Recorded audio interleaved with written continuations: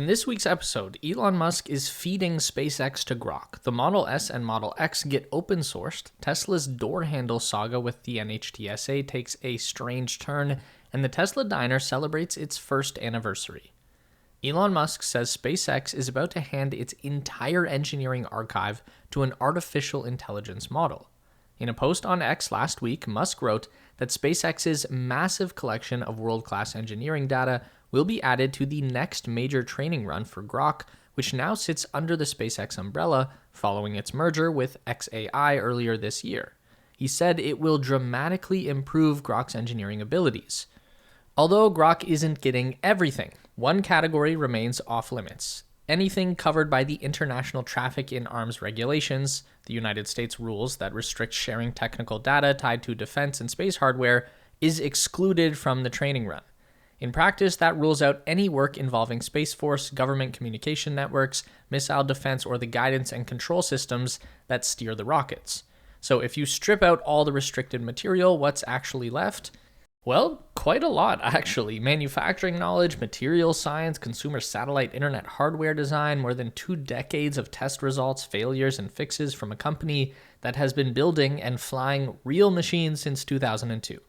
And that's where this story becomes much more interesting than it first appears. Most artificial intelligence models are trained on information that people choose to write down. Books, websites, scientific papers, software code, online discussions. Those sources are incredibly valuable because they explain how the world is supposed to work. Engineering teaches something different. Imagine trying to design a rocket after reading every engineering textbook ever written. You might understand the theory perfectly, but you still wouldn't know which weld cracked during a real engine test, which material survived thousands of launch cycles, or which tiny design change unexpectedly solved a major problem. That kind of knowledge rarely makes its way into public documents.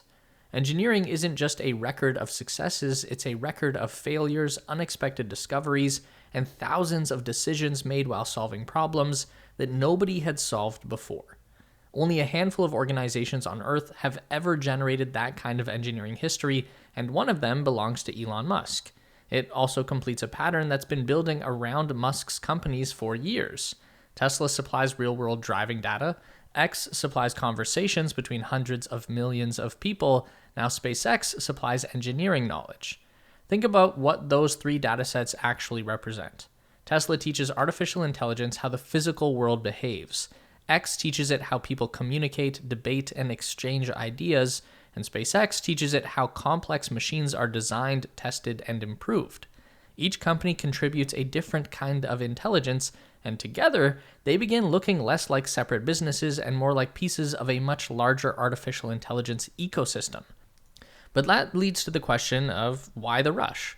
Musk answered that one himself at length last week. He sat down at Giga Texas with the editor-in-chief of The Economist for a wide-ranging interview, and his prediction was blunt. He told Beddoes he expects artificial intelligence to exceed the combined intelligence of every human being on Earth within roughly 5 years, and that there won't be much left that AI can't do better than people. Looking a little further ahead, he said humans may no longer be in charge of the world in 10 years. To explain what he meant, Musk reached for an analogy. Think about the difference between a human and a chimpanzee. Chimpanzees are intelligent animals, but they don't decide how civilization is organized. Humans do. Musk believes the gap between future artificial intelligence and humans could eventually become just as large, making it difficult to imagine people remaining in complete control forever.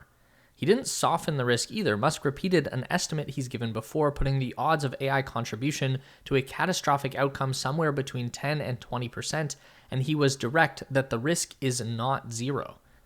His view is that artificial intelligence cannot realistically be stopped. If one company slows down, another will continue. If one country pauses development, another won't. In that world, Musk argues that the better approach is to help shape the technology rather than hope someone else does it responsibly. As he put it during the interview, the goal is to maximize the probability of good AGI, or artificial general intelligence, that leads to abundance rather than catastrophe. Right around the time I started tracking my investments in stocks like Tesla more seriously, I realized something kind of ironic. I could analyze battery efficiency curves and production ramp rates all day, but my own finances were scattered across like 6 different apps. That's when I started using Monarch. I'll throw it up on the screen here so you can see it. Everything just lives in one place. All my accounts, cards, investments, even recurring bills all synced into one clean dashboard. No tab juggling, no spreadsheets. What I like is it gives you control without turning your life into a finance job. I'm not getting spammed with alerts. I just open it up and I can instantly see fixed versus flexible spending, where things changed, and even get AI-powered insights that explain what's actually happening with my money in plain English. And if you're someone thinking long-term, this part is huge. Watching your net worth trend and your goals progress over time makes it feel real. It's the same mindset as following companies like Tesla. You're not guessing, you're tracking. Quick rundown because this matters. Monarch is private and ad-free. You are the customer, not the product. It syncs with 13,000 plus institutions, so setup is fast and secure. You get flexible budgeting with custom categories, and it works beautifully on both web and mobile. If you're managing money with a partner, you both see the same dashboard, which honestly just removes friction entirely. If you want that same level of clarity you expect from your tech but applied to your money, check out Monarch using the link and code on screen and in the description. That philosophy also explains another development that quietly happened inside Tesla. Tesla completed the purchase of a new artificial intelligence hardware company, and the way we found out says a lot. There was no press conference or announcement from Musk. The acquisition appeared only as a short note buried in Tesla's latest quarterly filing with the Securities and Exchange Commission. According to the filing, Tesla paid $1.95 billion entirely in stock and equity awards, but the structure of the deal is what stands out. Nearly 90% of the purchase price depends on the engineers staying at Tesla and meeting future performance milestones. In other words, Tesla wasn't simply buying technology, it was betting on the people capable of building its next generation of AI hardware. As for who Tesla actually acquired, many believe it was Destiny AI, a startup founded largely by former leaders of Tesla's Dojo supercomputer project. That is still speculation and Tesla hasn't confirmed, but it would make sense. Regardless of which company Tesla acquired, the broader direction is becoming harder to ignore. Musk isn't just building a more capable AI model, he's assembling the data, engineering talent, and computing infrastructure needed to keep improving it. Tesla is about to give away something that most automakers would never let leave the building. Following the end of Model S and Model X production earlier this year, Elon Musk announced that Tesla plans to make the design and software of both vehicles fully open source. If you've never heard the term before, open source simply means making the underlying engineering and software available for anyone to study, modify, and build upon. Instead of locking away more than a decade of research, Tesla is essentially handing over the blueprint, which raises a question. Why would a company spend 13 years developing 2 of the world's most advanced electric vehicles only to give the knowledge away for free? The answer starts with what the Model S and Model X represent. When the Model S launched in 2012, it helped prove that an electric car could outperform most luxury gasoline sedans. 3 years later, the Model X showed that same technology could power a practical family SUV. Together, the 2 vehicles changed what people expect electric cars to be.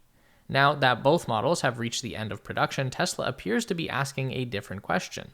Instead of storing all that engineering behind closed doors, why not let others learn from it? Owners gain better access to technical documentation and software. Independent repair shops can support these vehicles more easily. Engineers, students, and enthusiasts can study real-world battery, powertrain, and software systems that helped shape the modern EV industry. This also isn't the first time Tesla has taken this approach. Back in 2014, Elon Musk announced that the company would no longer enforce its electric vehicle patents against companies acting in good faith, arguing that accelerating the world's transition to sustainable transportation mattered more than protecting every invention. Companies like Chinese EV maker XPeng have acknowledged learning from Tesla's technology and engineering approach as they built their own electric vehicle programs. Open sourcing the Model S and Model X feels like the next chapter of that philosophy.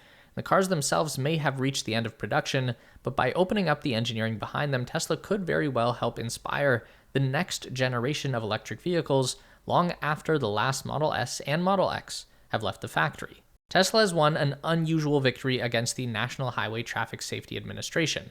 but in the process, it may have changed the future of vehicle safety regulations in all of the United States. Last week, NHTSA rejected a petition asking the agency to open a defect investigation into hidden manual door releases on the 2022 Tesla Model 3. The petition argued that the emergency mechanical release was too difficult to find if the vehicle lost electrical power. At first glance, that sounds like good news for Tesla, but NHTSA's reasoning is actually a bit more interesting. The agency ended up finding only one complaint matching the petition's claims, and it came from the same owner who filed it. More importantly, federal safety rules simply don't require manual emergency door releases to be clearly labeled or easy to locate. In other words, the NHTSA didn't conclude that Tesla's design was ideal, it concluded that there was no existing regulation saying it had to be. But that distinction matters because the agency also announced that it will begin writing an entirely new federal safety standard covering emergency door releases. If adopted, the new rules wouldn't apply only to Tesla, they would establish requirements for every automaker selling vehicles in the US. The move follows growing attention on electric door systems across the industry. Last year, Tesla announced a redesigned door handle that combines the electronic and mechanical releases into a single motion, while lawmakers also introduced the Safe Exit Act after several fatal crashes raised broader questions about emergency vehicle exits. So while Tesla avoided a defect investigation this time, the larger outcome may prove far more significant. When Tesla opened its Hollywood diner a year ago, many people saw it as a novelty. It had an old-fashioned restaurant, giant outdoor movie screens, and dozens of superchargers. It looked more like a roadside attraction than a charging station. 1 year later, and that's clearly not the case. According to Tesla, the 80-stall site has become the highest utilization supercharger anywhere in the world. Drivers now complete around 1,600 charging sessions there every day, while the station has delivered more than 21 gigawatt hours of electricity over its first year of operation. These figures clearly tell us that the diner isn't just popular because of burgers and movies, it's popular because it changed what waiting for your car feels like. One of the biggest criticisms of electric vehicles has always been charging time. Filling a gasoline car takes only a few minutes, while charging usually takes longer. Tesla's idea is surprisingly simple. Instead of trying to eliminate every minute of waiting, make that time more enjoyable. Rather than sitting in a parking lot, drivers can grab a meal, watch a movie, or simply take a break before getting back on the road. The fact that this location has become Tesla's busiest supercharger suggests many drivers appreciate that approach. It's also a sign that Tesla may be onto something bigger. Elon Musk has already confirmed that more Tesla diners are planned, although he hasn't revealed where they'll be built. If more diners do open in the coming years, the Hollywood location may be remembered as the place where charging stations stopped being places you simply pass through. Instead, they became legitimate destinations in their own right.